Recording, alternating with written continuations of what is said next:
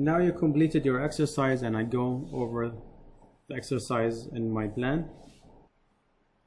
Now I will go and set the work for 2 hours.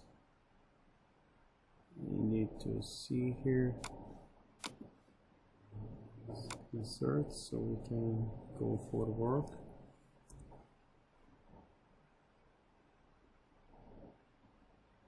You can just put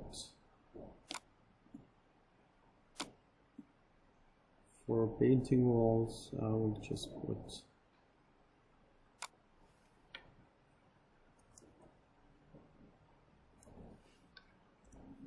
creative, so it's showing me 40 hours.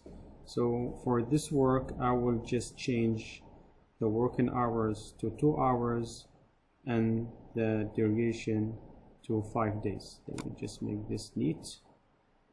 Okay, and to do that we again double click in activity number 9, painting walls, go to advanced and change test type to fixed duration, and I click OK.